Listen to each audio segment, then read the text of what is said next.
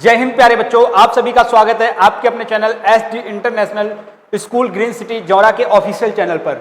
चलिए, तो आप लोगों ने थंबनेल में जैसा कि देख ही लिया है कि आज का जो टॉपिक रहने वाला है वो क्या रहने वाला, यदि पृथ्वी घूमना बंद कर दे तो क्या होगा। ठीक है, हम उड़ जाएंगे या नहीं उड़ेंगे, या वास्तव में जिस जगह पर हैं वहीं पर रहेंगे, ये सारी प्रक्रिया को समझेंगे कि वास्तव में अगर पृथ्वी घूमना बंद कर दे तो हमारे साथ क्या होगा और हमारी पृथ्वी पर रहने वाले अन्य जीव जंतु और पेड़ पौधे, मतलब हमारे पूरे पृथ्वी का संतुलन कैसा हो जाएगा, इस बारे में हम समझेंगे। ठीक है, चलिए समझते हैं। तो फिर देखो, सबसे पहले हमें समझना होगा जो हमारी पृथ्वी है उसकी गति जो है प्रति घंटे 1600 है। कितनी है? 1600 किलोमीटर प्रति घंटा। ठीक है, 1600 किलोमीटर प्रति घंटा की रफ्तार से हमारी पृथ्वी घूम रही है, और उसी के साथ हम लोग भी 1600 किलोमीटर प्रति घंटा की रफ्तार से हम लोग भी दौड़ रहे हैं।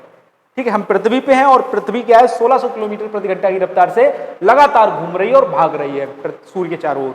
ठीक है, अब सोचो जरा, जो 1600 किलोमीटर प्रति घंटा की रफ्तार से अगर हमारी पृथ्वी भाग रही है, अचानक से घूमना बंद कर दे तो सबसे पहले घटना क्या होगी, यानी कि समझना, अचानक ब्रेक लगने पर न्यूटन का पहला नियम तबाही का सबसे बड़ा कारण बनेगा।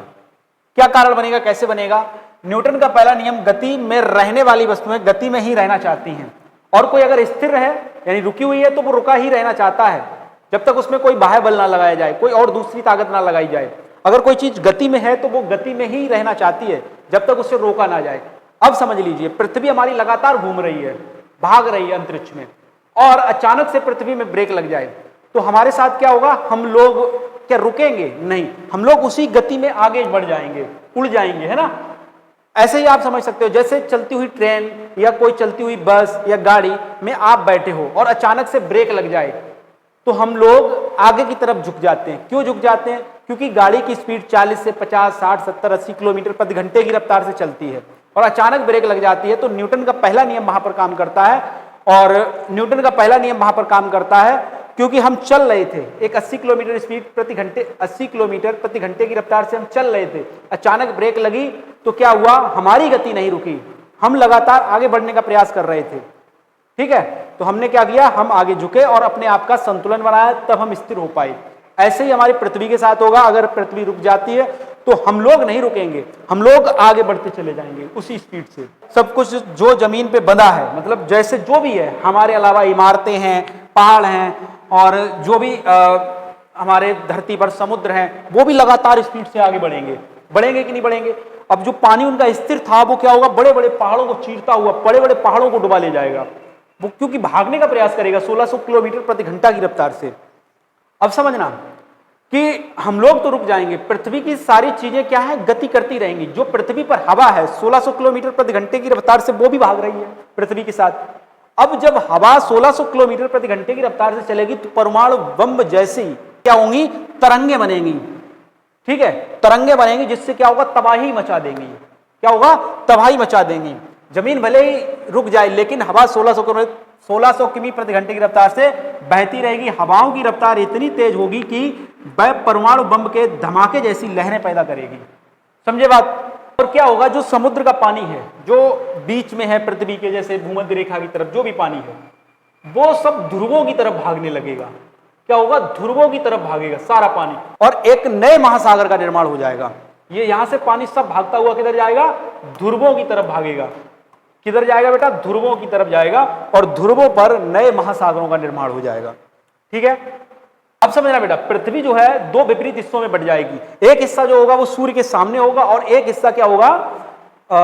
एक हिस्सा जो होगा सूर्य के सामने होगा, और दूसरा हिस्सा जो होगा वो अंधेरे में रहेगा। यानी कि एक तरफ लगातार दिन बना रहेगा और एक तरफ लगातार रातें बनी रहेंगी। अर्थात तापमान कैसा होगा? सब कुछ जला देने वाली गर्मी दिखाएगा। एक तरफ क्या होगा? जला देने वाली गर्मी होगी, भयानक तापमान, और दूसरी तरफ तापमान कैसा होगा? हाड़ कपाने वाली, मतलब हड्डियों को कपाने वाला, एकदम तापमान ठंडा हो जाएगा, हड्डियों को कपाने वाला, यानी कि बहुत ज्यादा न्यूनतम तापमान हो जाएगा। जलती हुई तबाही यहां पर देखने को मिलेगी। जो सूर्य की तरफ होगा उधर जलती हुई तबाही होगी, और दूसरी तरफ जमा देने वाली सर्दी होगी। राख के रेगिस्तान देखने को मिल जाएंगे इधर, और इधर बर्फ के मृत सागर देखने को मिलेंगे आपको। मतलब सब कुछ जम जाएगा और इधर सब तप्त हो जाएगा। जैसे कि बुध ग्रह है, बुध ग्रह समझ रहे हो, लेकिन वो तो पास में है, इसलिए उस पर दिन रात होते हैं। एक तरफ सर्दी होती है, एक तरफ ठंड होती है, लेकिन यहां तो लगातार एक तरफ सर्दी होगी, एक तरफ गर्मी होगी अगर पृथ्वी घूमना बंद कर देगी तो। अब जब ऐसा होगा तो क्या होगा, सूर्य का प्रकाश एक तरफ तो बहुत ज्यादा अधिक हो जाएगा, इस वजह से पेड़ पौधे जो भी वनस्पति होगी वो सब समाप्त हो जाएगी। लेकिन दूसरी तरफ सर्दी की वजह से, सूर्य का प्रकाश ना पहुंचने की वजह से प्रकाश संश्लेषण की प्रक्रिया नहीं होगी, यानी कि पेड़ पौधे अपना भोजन नहीं बना पाएंगे। पेड़ पौधे अपना भोजन नहीं बना पाएंगे तो दूसरी तरफ के पेड़ पौधे पूरी तरह से समाप्त हो जाएंगे, यानी कि खाद्य श्रृंखला पूरी तरह से खत्म हो जाएगी।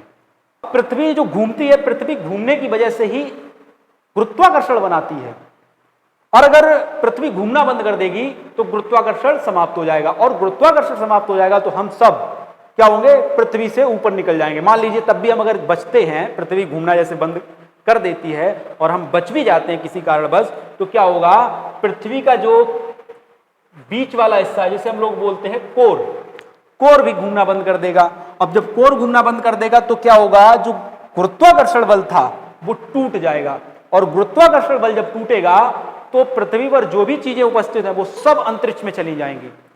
अब अगर हम उस स्थिति में भी अपने आप को बचा लेते हैं तो क्या होगा, सूर्य की किरणें जब आएंगी ऊपर से, क्योंकि जैसा कि हम जानते हैं हवा तो रहेगी नहीं, क्योंकि गुरुत्वाकर्षण की वजह से ही हमारे चारों तरफ हवा है, और जब गुरुत्वाकर्षण बल नहीं होगा तो हवा क्या होगी, पृथ्वी को छोड़कर चली जाएगी, क्योंकि उसे बांधे रखने का काम करता है गुरुत्वाकर्षण बल। जब चली जाएगी तो परावैंगनिक किरणें हमारी पृथ्वी पर सीधा आएंगी, तो उससे भी क्या होगा, जब परावैंगनिक किरणें हमारे पृथ्वी पर सीधा आएंगी तो सूरज की घातक किरणें हमको नष्ट कर देंगी। समझ गए, मतलब हम किसी भी परिस्थिति में अगर बच भी जाते हैं यहां तक तो सूर्य की किरणें हमें मार डालेंगी, या फिर सर्दी हमें मार डालेगी। और जैसा कि हम जानते हैं हमारे पृथ्वी पर अभी 24 घंटे का दिन होता है। पृथ्वी की धीरे धीरे घूमने की गति जो है वो कम होती जा रही है। जब पृथ्वी का निर्माण हुआ था 4.5 अरब वर्ष पहले, तब उस समय पृथ्वी पर जो दिन होता था वो महज 18 घंटों का होता था, सिर्फ 18 घंटों का होता था, और आज के समय में वही दिन 24 घंटे का होने लगा। यानी कि आने वाले समय में धीरे धीरे, इससे हालांकि कोई फर्क नहीं पड़ रहा है, क्योंकि पृथ्वी धीरे धीरे, मतलब बहुत धीरे धीरे एक लंबे समय में अपनी गति को कम कर रही है। इससे बहुत बड़ा असर अभी नहीं पड़ रहा है, हालांकि हाँ, जलवायु परिवर्तन देखने को हमें मिल रहा है। यह नीली दुनिया और इसका 4.5 अरब साल का संतुलन बेहद नाजुक है, ये बात याद रखना। यह सिर्फ एक अंत नहीं बल्कि प्रकृति के उस संतुलन का अंत है जिसने हमें जीवन दिया। सच तो यह है कि हमारी पृथ्वी 4.5 अरब साल से घूम रही है और यह अभी कहीं नहीं जा रही है। यह नीली दुनिया है, यह हवा, यह पानी, सब कुछ एक अद्भुत तालमेल में है। यह सिमुलेशन हमें सिखाता है कि हमारा जो अस्तित्व है वो कितना अनमोल है और कितना अनोखा है। तो आज का वीडियो आप लोगों को कैसा लगा? अगर मजा आया हो, इंटरेस्टिंग लगा हो तो वीडियो को लाइक, शेयर और कमेंट जरूर करें। मिलते हैं अगले वीडियो में, तब तक के लिए नमस्कार, जय हिंद।